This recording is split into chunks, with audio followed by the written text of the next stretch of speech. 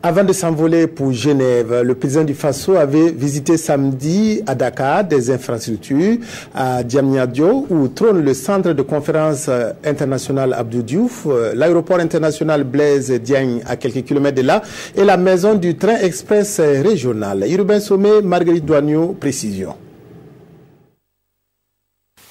La maison du train express régional en plein cœur de la capitale sénégalaise. C'est le point de départ de la visite des infrastructures organisée pour le président du Faso et sa délégation.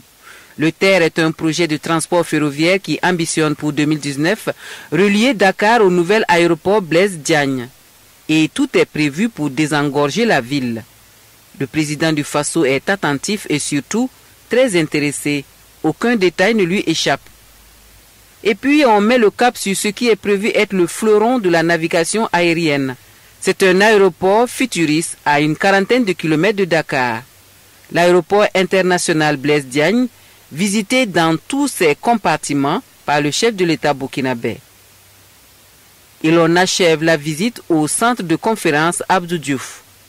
Roch-Marc Christian Kaboré, qui s'inspire ici du plan Sénégal émergent, le référentiel des politiques de gouvernance du président Macky Sall et de ce qu'il a vu sur le terrain, il retient la prise en compte de l'homme dans le développement. Et je crois que ça, c'est un facteur qu'il ne faut pas négliger. Et je voudrais en tout cas saluer cette vision qui englobe aussi bien le progrès et qu'en même temps le fait de faire en sorte que dans ce progrès-là, l'homme également se sente responsable et participe au développement du pays. Et je crois que ça, c'est fondamental.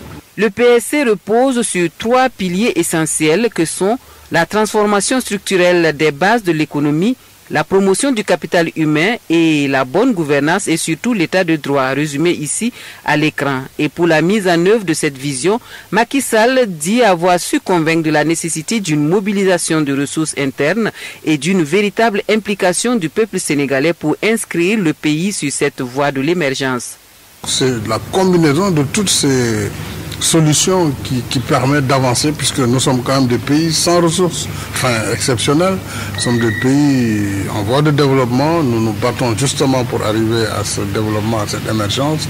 Mais c'est par la volonté, le travail aussi de tous les Sénégalais, le travail de nos entreprises, l'effort public qui a permis, je pense, d'arriver là. L'aéroport international Blaise Diagne sera fonctionnel dès le début du mois de décembre prochain.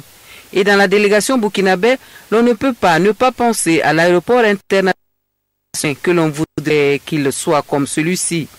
Et ce qui est sûr, le président du Faso a pris bonne note.